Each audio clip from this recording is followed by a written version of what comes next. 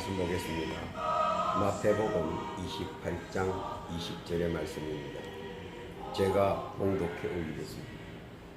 내가 너희에게 분부한 모든 것을 가르쳐 지키게 하라. 볼지어다 내가 세상 끝날까지 너희와 항상 함께 있으리라 하십니다. 오늘은 선교와 하나님의 섭리라고 하는 제목으로 말씀을 드리겠습니다. 선교하려는 이에게는 하나님께서 어떻게 하시는가? 선교를 하려고 내가 선교를 하고 싶다, 아니면 내가 선교를 해야 되겠다 라고 마음을 먹고 생각을 하고 그리고 행동을 하면 하나님께서는 섭리라고 하는 하나님의 권능으로 우리를 도와주신다. 보통 사람들은 나의 유익을 위하여 하나님의 섭리를 구하느라고 애를 많이 씁니다. 기도로, 헌신으로. 그런데 결과는 썩 신통치 않습니다. 왜냐하면 나의 유익을 구하기 때문입니다. 그러나 선교를 하려고 하는 자에게는 섭리라고 하는 하나님의 권능으로 무작정 우리를 도우신다 하는 겁니다. 왜냐하면 선교는 우리 주 하나님의 뜻이요, 선교는 우리 주 예수 그리스도의 뜻이요, 선교는 성령님의 뜻이기도 하기 때문입니다. 그렇기 때문에 하나님께서는 권능을 통하여, 예수님께서는 말씀을 통하여, 성령님께서는 영을 통하여 섭리를 만드시고 주장하시고 주관하셔서 우리 인생사에 5가지의 고비로 섭리를 응답해 주신다 하는 겁니다. 그 5가지의 고비는 무엇이냐? 우연이라고 하는 고비입니다. 그리고 당연이라고 하는 고비입니다. 그리고 필연이라고 하는 고비입니다. 그리고 악연이라고 하는 고비가 있습니다. 그리고 마지막에는 인연이라고 하는 고비를 통해서 하나님께서는 섭리를 역사하시고 섭리를 함께 하시고 섭리를 이루어 주시는 겁니다. 그리고 이러한 것들을 우리 쪽에서 볼 때는 이것이 하나님의 은혜요, 하나님의 은총요, 하나님의 사랑인 것입니다. 하나님께서는 이 하나님의 뜻, 하나님의 계획이 들어가 있는 이 섭리를 하나님께서 선교하려는 자에게는 2가지로 역사하시는데, 하나는 자연적, 내추럴이라고 그러죠. 자연적으로 약하게, 강하게, 내가 의식하지 못하는 사이에 섭리를 하십니다. 그리고 또 하나는 초자연적 섭리라고 합니다. 슈퍼내추럴리즘인데, 초자연적으로 강하게, 강력하게 섭리를 우리에게 역사해 주신다는 겁니다. 그런데 이 섭리는, 이 자연적과 초자연적인 섭리는 어디에서 강하게 섭리하느냐? 바로 그것은 선교입니다. 내 유익을 구할 때 강하게 역사하지 않습니다. 그러나 선교를 하기 위해서 나아가기만 해도 하나님께서는 하나님의 권능으로, 예수님의 말씀으로, 그리고 성령님의 뜻으로 섭리가 우리 앞을 예비합니다. 섭리는 선교를 하려는 자에게는 하나님께서 무한정 예비하신다는 것. 깨닫기를 예수님의 이름으로 부탁합니다. 이러한 섭리는 어떻게 행하는가? 오늘 성경을 통하여 재조명해 보면서 가슴판에 새길 수 있기를 원합니다. 첫째는 우연이라는 섭리입니다. 성경 사도행전 3장에 보면 안전뱅이가 있습니다. 그는 날마다 미문이라는 성전에서 구걸을 하는 안전뱅이였습니다. 그날도 똑같습니다. 아침에 나가서 구걸을 합니다. 그런데 어떤 두 사람이 지나가고 있었습니다. 근데 이렇게 보니까 돈이 좀 있어 보여. 그렇죠. 있어 보이죠. 그 두 사람은 누구냐면 바로 베드로와 요한입니다. 그래도 베드로는 조선업계에, 수산업계에 그래도 명성을 떨쳤던 사람 아닙니까? 요한도 그렇고. 좀 있어 보이니까 이 안전뱅이 거지가 그 베드로를 바라보고 돈을 한 푼 주기를 원했습니다. 그런데 때마침 베드로가 돈이 없었습니다. 그래서 베드로가 그 안전뱅이 거지에게 딱 한마디 합니다. 사도행전 3장 6절이죠. 은과 금은 내게 없거니와 내게 있는 이것을 내게 주노니 나사렛 예수 그리스도의 이름으로 일어나 걸어라. 그 뒤에 사건은 얘기하지 않아도 우리가 너무나 잘 알고 있는 사건입니다. 안전뱅이와 베드로 우연히 만났습니다. 우연히 만난 거기에서 하나님의 섭리가 역사했습니다. 그리고 안전뱅이가 일어나는 역사가 일어나게 된 겁니다. 두 번째는 뭡니까? 두 번째는 사르밧이라고 하는 가부가 있습니다. 열왕기상 11장 8절에 보면 시돈에 사르밧이라고 하는 마을이 있습니다. 그 마을은 아마 찢어지게 가난했던 마을인 것 같습니다. 거기에 엘리야가 갑니다. 다 허물어져 가는 집, 그 집을 엘리야가 찾아갑니다. 그리고 그 집 주인, 여주인을 만납니다. 그 이름이 사르밧 과부라고 얘기합니다. 그래서 그 과부가 엘리야를 만납니다. 엘리야가 밥을 좀 해서 나를 좀 대접해 다오 하니까 그 사르밧 과부가 당신에게 줄 밥은 없고 쌀 한 움큼 기름 조금 있습니다. 그거 갖고 우리 밥 해갖고 볶아 먹고 우리 아들하고 저하고 죽으려고 합니다. 그래서 엘리야가 그거에서 나를 주라.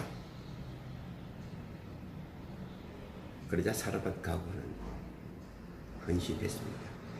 밥을 하고 볶아서 엘리야에게 갖다 바칩니다. 그 후에 어떻습니까?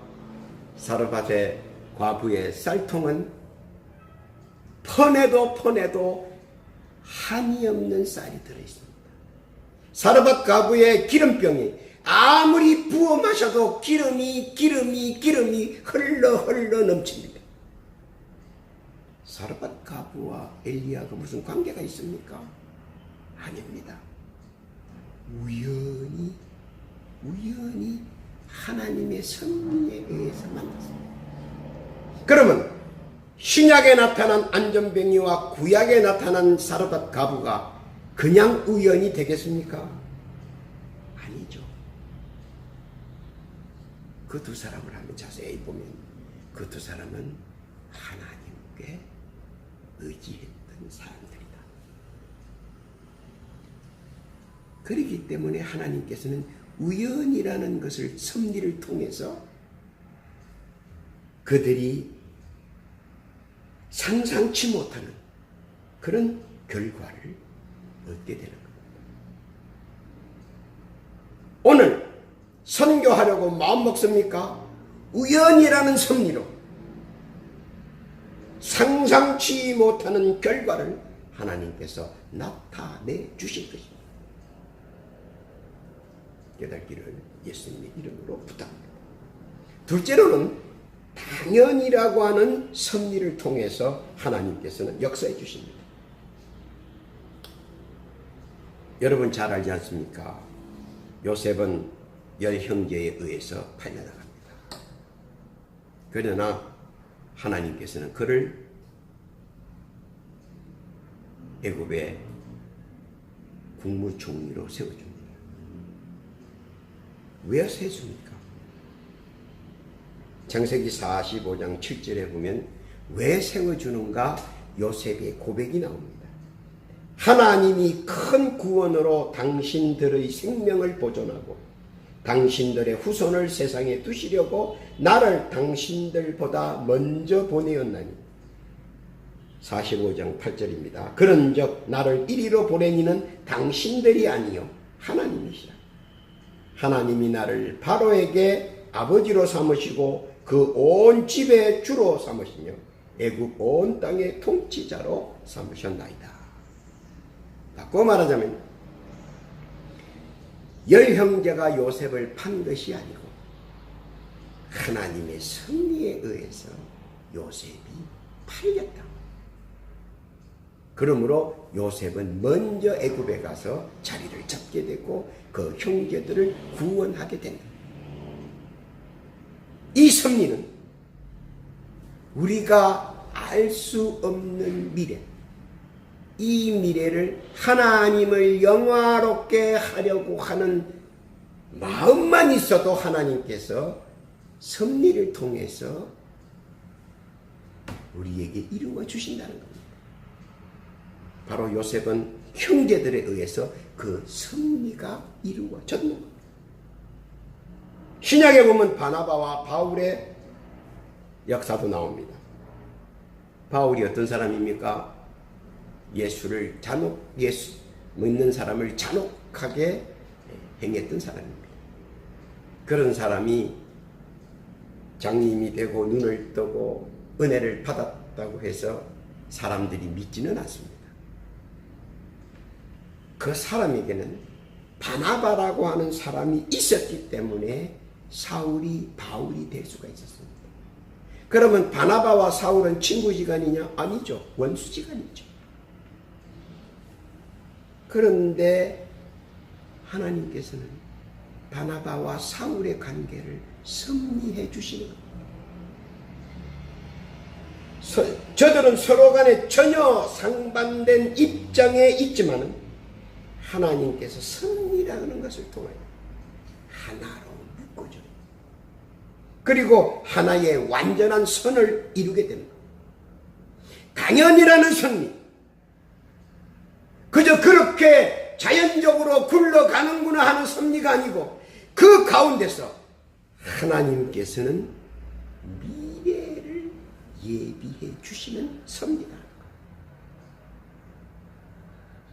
오늘 내가 선교에 마음 먹었는데 무엇이 될까? 무엇을 이룰까? 걱정하지 마십시오. 오늘 마음을 먹었으면 하나님께서는 요셉과 같이, 하나님께서는 바울과 같이 그 일을 이루어 주시는 겁니다. 그 이루어지는 일에 동참하는 복된 여러분 되시기를 예수님의 이름으로 부탁합니다. 세 번째는 필연이라는 섭리가 있습니다. 구약에 보면 바로 공주가 나오죠. 바로 공주가 목욕을 하려고 이집트 강으로 갑니다. 나일강으로 가죠. 그 나일강에서 모세의 갈대 상자를 발견하게 됩니다. 그런데 가만히 우리가 한번 생각을 해보십시오. 바로 공주는 어떤 사람이냐? 남자 같은 사람입니다. 왜냐하면 우리가 성경을 잘 보면 두 가지 우리가 알아야 될 사건이 나오는데 하나는 장자 희생권입니다. 그래서 바로 왕의 장자가 죽죠. 10가지 재앙에서. 두 번째로 바로 왕은 모세를 공격하기 위해서 가다가 홍해에서 죽습니다. 그러면 왕권이 누가 받아야 됩니까? 바로 공주가 왕권을 받게 됩니다. 그런데 그 시대도 그렇고 현 시대도 그렇지만 여자가 왕이 된다는 것이 사실은 어려운 그 당시의 현실이었습니다. 그래서 뭐를 합니까? 우리가 잘 아는 마스크, 가면을 쓰게 되는 겁니다. 그래서 가면의 첫 번째 주자는 누구냐? 바로 공주죠. 가면을 쓰고 그 후에 왕권을 하게 됩니다. 그런데 모세가 성장하기 위해서는 하나님께서 누가 필요하냐? 모세가 바로 공주의 아들이 되려면 힘듭니다. 모세가 바로 공주한테 후원을 받으려면 힘듭니다. 그 사람이 어떻게 합니까? 모세가 바란 광야를 지날 때 누가 보호해 줍니까? 전쟁을 했을 때 누가 보호해 줍니까? 한번 생각해 보십시오. 이스라엘 민족이 애굽을 떠날 때 가져가지 못하는 것 가운데 하나가 뭡니까? 칼을 못 가져갑니다. 그래서 애굽 사람들은 칼을 못 가지고 나갔습니다. 왜냐하면 그 당시에 칼은 무기가 되니까, 그리고 쇠가 귀한 시절이기 때문에 칼을 못 가져 나갔습니다. 그러면 전쟁을 해서 백전백성, 그반, 물론 패한 전쟁도 있습니다만 백전백성을 할 수 있었던 세상적인 일은 무엇이겠습니까? 물론 영적인 일은 하나님께서 도우시고 하나님께서 인도하시고 하나님께서 함께 하시고 하나님께서 역사하셨지만 세상적으로 전쟁을 어떻게 승리로 이끌겠습니까? 바로 공주의 이집트의 막강한 군사력이 모세를 늘 후원하고 있었습니다. 물론 미래지만 이 일련의 관계성을, 일련의 그 사건을 봤을 때 모세, 이스라엘 민족이 가장 융성할 수 있게 한 사람은 누구냐? 바로. 그래서 하나님께서는 필연이라는 섭리를 통해서 모세와 바로 공주를 만나게 합니다. 왜냐하면 바로 공주의 성향은 남자 같은 성향. 하나님께서는 그 마음을 아시고 모세를 붙여준 겁니다. 그래서 한평생 모세를 아들로 믿고 삼았습니다. 그 아들이 바란 광야에 가 있는데 그 아들을 돕기 위해서 최고의 군대를 보내서 이스라엘 민족을 보호해 주었던 겁니다. 바로 이 필연이라고 하는 섭리가 지금은 갈대 상자에서 바로 공주를 만나는 그 짧은 시간이었지만 바로 그 만남으로 인해서 이스라엘 민족이 해방되고 이스라엘 나라를 건설하는 기초의 포인트는 얼마나 대단한 장엄한 장면입니까? 그 장면을 몇 사람이 봅니까? 시녀 서너 사람, 그리고 그 누나 미리암밖에 더 봅니까? 장엄한 역사는 많은 사람이 보는 것이 아닙니다. 오직 삼위일체 하나님이 보고 계십니다. 이 순간이 장엄한 순간입니다. 다윗이 왕권을 받을 때 그 가족들밖에 안 봤습니다. 그러나 하나님께서 크게 쓰셨습니다. 사울이 안수받을 때, 바울로 변해서 안수받을 때에 누가 봤습니까? 아무도 안 봤습니다. 아나니아 한 사람, 그리고 인도했던 바나바, 그리고 하나님께서 보셨습니다. 필연의 섭리는 하나님께서 오늘의 만남은 적을지 모르나 나중은 심히 청대하여 사람이 감당할 수도 없을 정도입니다. 바로 필연의 성. 지금은 스쳐 지나가는 그런 거라고 생각할지 모르지만 그것이 오히려 큰 섭리가 되고 한 나라를 이루는 데 초석이 되는 거예요. 또 기생 라합이라고 있습니다. 여리고성에 살던 잘 아시죠? 뭐 성경에는 누구나 잘 압니다. 근데 그 라합은 어떻습니까? 여리고 사람은 다 죽었습니다.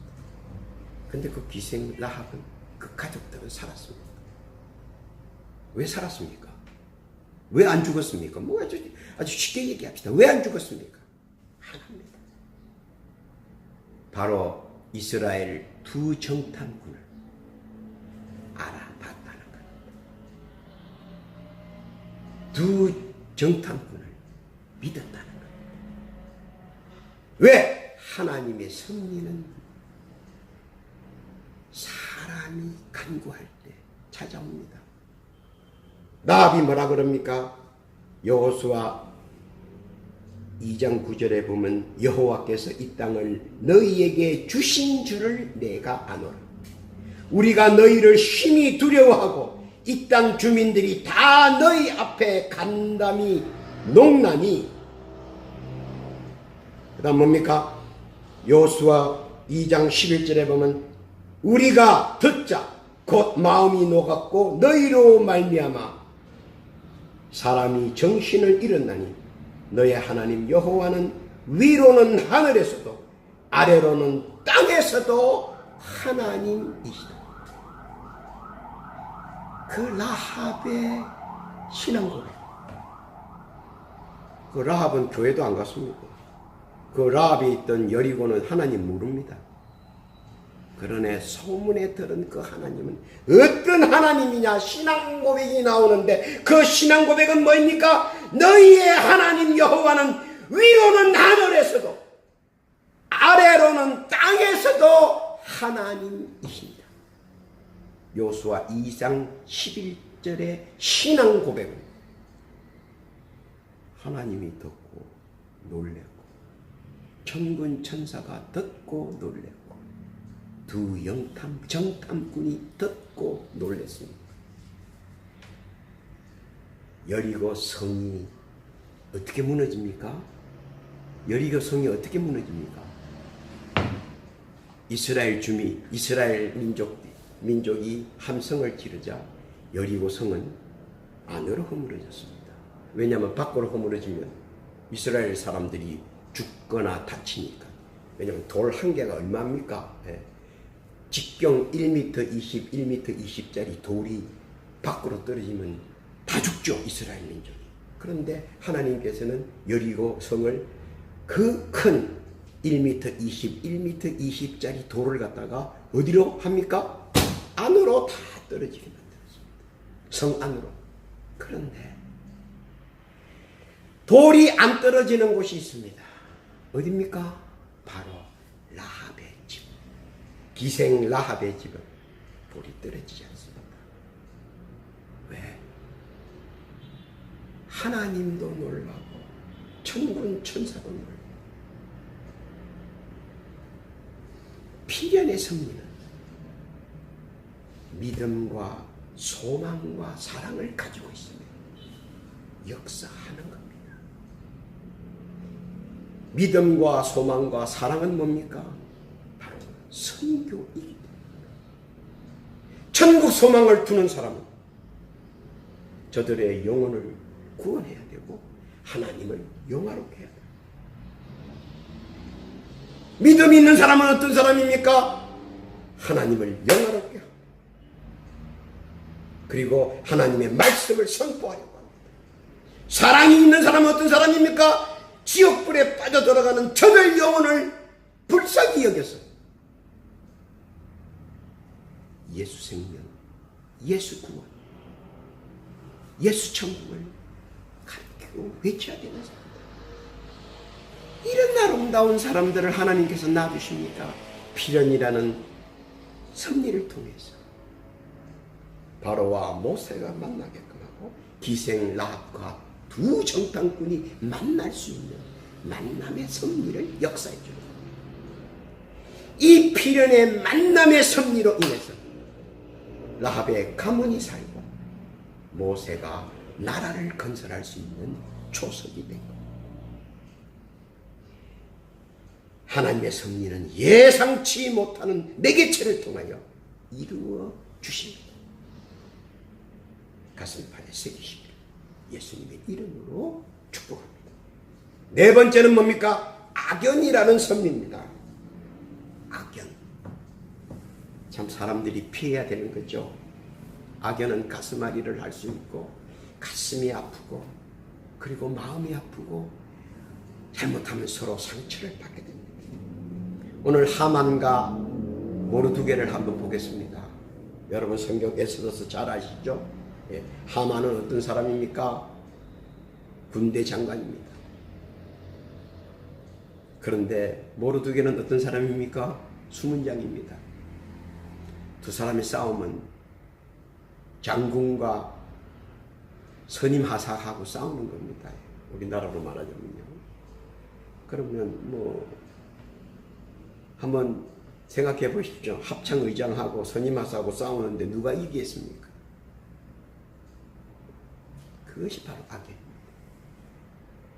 그런데 이 악연이라는 섭리도 하나님께서는 바꿔주십니다. 보디발과 요셉이라는 사람, 창세기 보면 나오죠. 여러분 잘 아실 겁니다. 어떻습니까?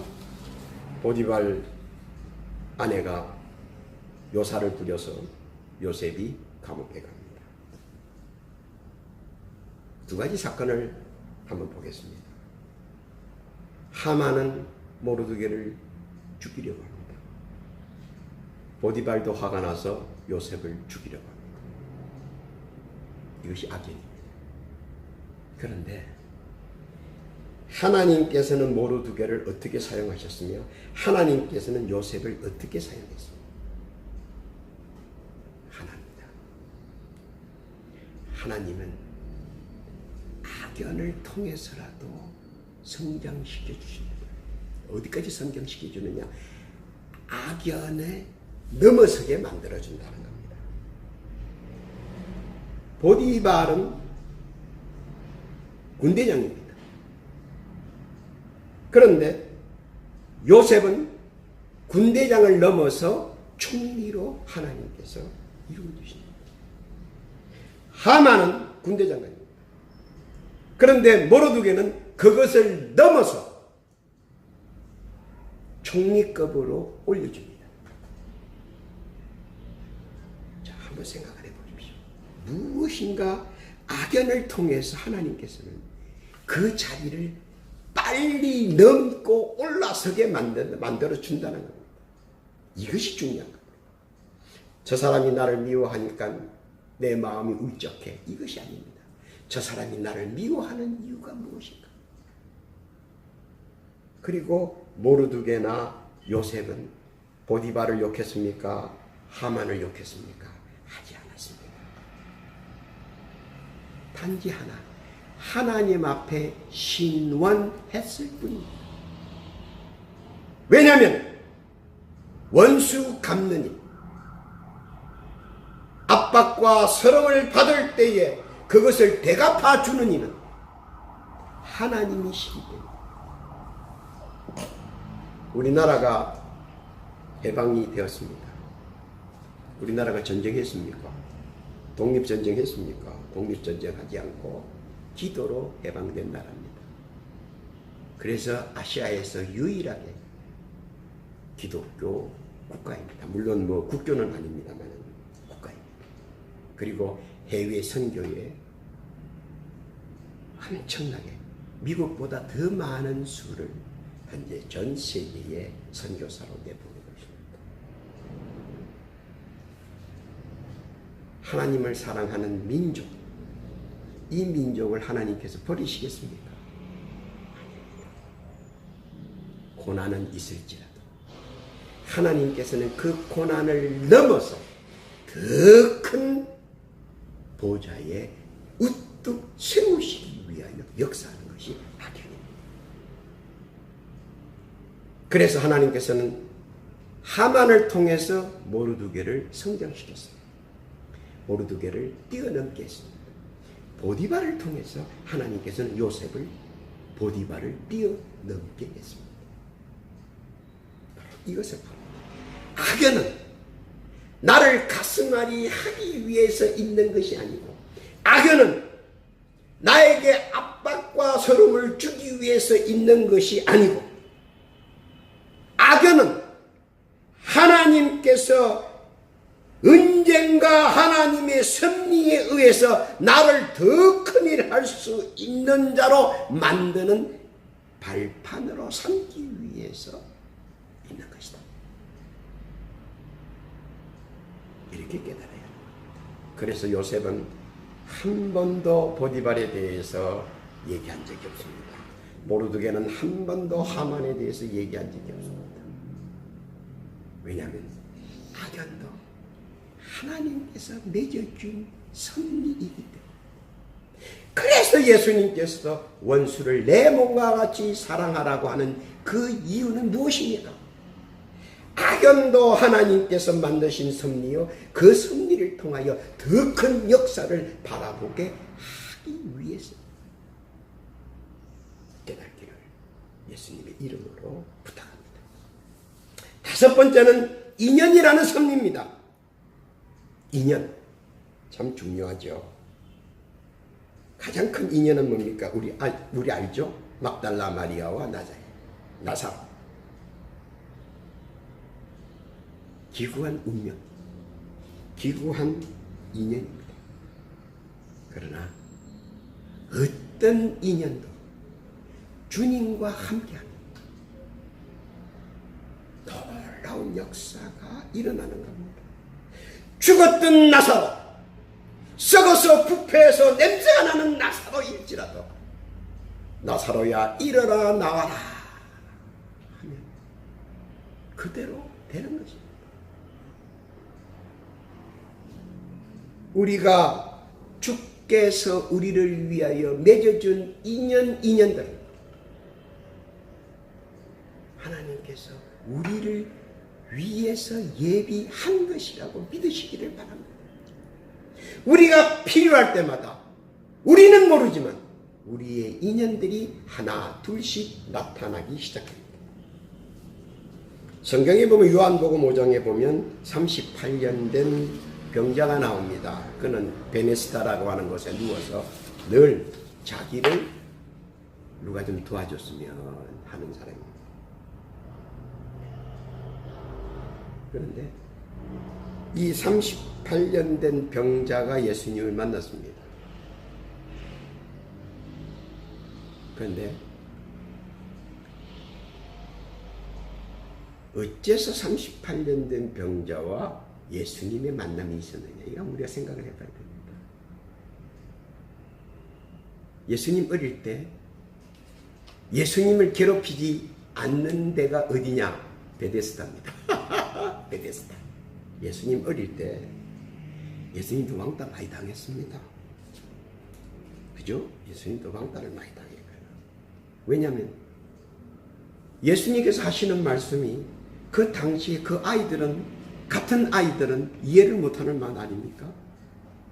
우리가 말하는 혈루증을 낳은 여인이라든가 그런 그리고 마가의 다락방에서 마지막을 보내실 때 노새를 풀어갖고 오라 그럴 때 그 노새 주인이라, 그 노새 말 주인이라고 하는 사람, 이 기타 이런 모든 성경적이 예수님께서 만났던 그 사람들은 다 어린 예수 때 이미 한번 접촉을 했고, 오늘 베데스다의 38년 된 병자도 예수님이 가끔 놀러 오면 예수님과 대화를 많이 했던 사람 가운데 하나입니다. 그런데 예수님께서 베데스다에 가셔서 이적을 행하실 때 첫 번째로 손꼽힌 사람이 바로 38년 된 병자, 바로 그 사람이었습니다. 왜냐? 바로 인연의 섭리가 작동했기. 사실 예수님께서 이적을 베푸시려면 그까짓 뭐 있겠습니까? 그러나 하나님의 말씀, 성경에 응하기 위해서는 그 순서와 차례가 있는 겁니다. 그래서 인연이라는 섭리를 발효하는데 바로 이 베데스다에 가서 38년 된 병자를 만나시고 역사하게 되는 겁니다. 인연이란 무엇이냐? 내가 알지 못하는 사이에 나를 스쳐 지나가는 그 사람이 바로 인연인 겁니다. 그리고 그 인연을 통해서 상상할 수 없는 일들을 보게 됩니다. 막달라 마리아와 나사렛을 볼 수 있고 38년 된 병자를 볼 수 있고, 그리고 왕상 17장에 보면은 사르밧 과부의 아들 죽습니다. 왜 죽죠? 아까 엘리야를 만났을 때 얘기하지 않았습니까? 마지막 먹고 죽겠다. 그래서 이 여인이 깨를 생각했죠. 어떤 깨를 생각했습니까? 이 쌀을 때거리마다 꺼내는 것이 아니고 맨날 꺼내는 것, 시간마다 꺼내는 겁니다. 그죠? 시간마다 꺼내도 쌀은 계속 쌀떡에 쌀이 차고, 그리고 기름을 계속 부어 나가도 기름병에 기름이 계속 찹니다. 자, 여기서 생각하게 되는 것입니다. 사람의 일반적인 개념은 3번 꺼내 먹는 겁니다. 3번 꺼내 먹고 쌀 3번 꺼내고 기름 3번 부어 나가는 겁니다. 그런데 사르밧 과부도 조금 있다 보니까 지혜가 생겼죠. 4번 꺼내면 4번 채워주고, 5번 꺼내면 5번 채워지고, 10번 꺼내면 10번 채워집니다. 하나님께서 부어주시는 축복을 깨달았습니다. 인연의 섭리를 깨달았습니다. 그래서 마구잡이 퍼내기 시작했습니다. 그래서 어떻게 됩니까? 집도 고치고, 통에 밀가루 통에 밀이 꽉꽉 차니까 그거 그냥 한 통 부으면 한 가마, 한 통 부으면 한 가마. 그게 금방 부자 되죠. 금방 새로 집 짓고 다 합니다. 하나 잊었던 것이 있습니다. 그 잊었던 것이 뭡니까? 서원입니다. 어떤 서원이었습니까? 그 집주모가 엘리야를 만나서 자기의 서원했던 것을 말한 적이 있습니다. 그것이 뭐죠? 하루에 하나인 한 끼 식사를 해먹고 나와 내 아들이 죽으려고 한다. 말을 내뱉으면 하나님께서는 응답을 해줘야 됩니다. 그걸 깨달아야 됩니다. 선교하려고 마음을 먹었는데 한두 발 나가다가 어려울 것 같으니까 발길을 돌렸습니다. 그러나 문제는 뭐냐? 한 번 내뱉은 소원을 하나님도 기억하시고 천군 천사도 기억한다는 겁니다. 그리고 그 말은 지워지지 않는다는 겁니다. 저도 이 메디아 설교를 하면서 가장 두려운 것이 내 말이 지워지지 않는다는 것. 혹시 내가 실수하면 두렵고 떨립니다. 그런데 그 여인은 소원을 했습니다. 그래서 하나님도 생각하고 천군 천사도 생각하고 성령님도 생각해서 나온 것이 뭐냐? 죽이고 살리는 거예요. 그럼 소원이 이루어지고 이루어지는 거예요. 그래서 엘리야가 있을 때 얼른 그 소원을 이루어져 버리는 거다. 아들이 죽었습니다. 그리고 인연이라고 하는 섭리를 통해서 엘리야가 다시 그 아들을 살려냅니다. 바로 이것입니다. 인연은 살려내는 역사가 일어나는 겁니다. 인연은 좋은 만남을 계속 이루어갈 수 있도록 하나님께서 역사하는 겁니다. 뭘 할 때? 선교할 때. 그러나 이러한 인연의 섭리는 헌신이 배제되어서는 안 된다는 거예요. 사렙다 가부는 마지막 남은 것을 가지고 헌신했습니다. 막달라 마리아는 마지막 가진 것을 향유를 가지고 헌신했습니다. 38년 된 병자 베데스다는 예수님 앞에 위로했던 사람입니다. 왜냐하면 어린 예수 왕따 당해서 베데스다에 놀러 오면 늘 위로의 말, 헌신, 자기의 아픔을 딛고 헌신했던 사람입니다. 이 헌신의 인연으로 하나님의 섭리를 최고의 기적으로 만드는 축복을 받고 누리는 겁니다. 이 헌신의 아름다운 모습은 천사도 흠모하고 성령님도 기뻐하고 예수님도 기뻐합니다. 그래서 하나님은 하나님의 권능을 통하여 신유의 은사로, 은혜의 은사로, 축복의 은사로 화답하는 것입니다. 우리가 알아야 하는 것은 섭리의 기적은 하나님을 영화롭게 하고 하나님의 뜻을 세계 만방에 전파하는, 즉 선교하는 그것에 목적이 있고 그 이후로 섭리가 기적을 동반하며 역사하는 겁니다. 나의 유익을 구하는 섭리의 응답은 드립니다. 그러나 하나님의 영화롭게 하고 하나님의 영광을 위하여 세계 만방에 하나님의 말씀을 선포하는 선교를 할 때 섭리의 역사는 얼마나 빨리 응답하는 줄을 모릅니다. 그래서 우리는 이 일에 헌신해야 하고 앞장서야 한다는 겁니다. 종합해 봅니다. 우리의 시간은 얼마 남지 않았습니다. 하늘에 일경천만쳐도 못합니다.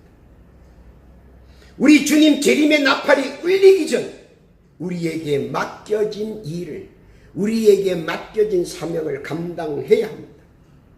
그래야 그리스도 심판대 앞에서 자랑스럽게 천사가 이렇게 말했노라, 그리고 내 이름이 이렇게 생명책에 기록되었노라 라고 당당하게 말할 수 있는 것입니다.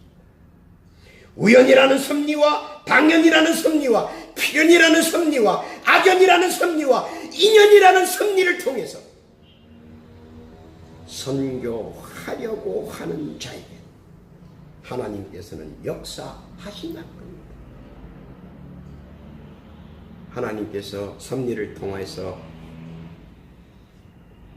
우연, 당연, 필연, 악연, 인연의 섭리를 역사해 주셨는데 잘못 깨닫고 호의호식하는데 통진하고 부귀영화를 하는데 통진하고 만사 태평스럽게 통진하고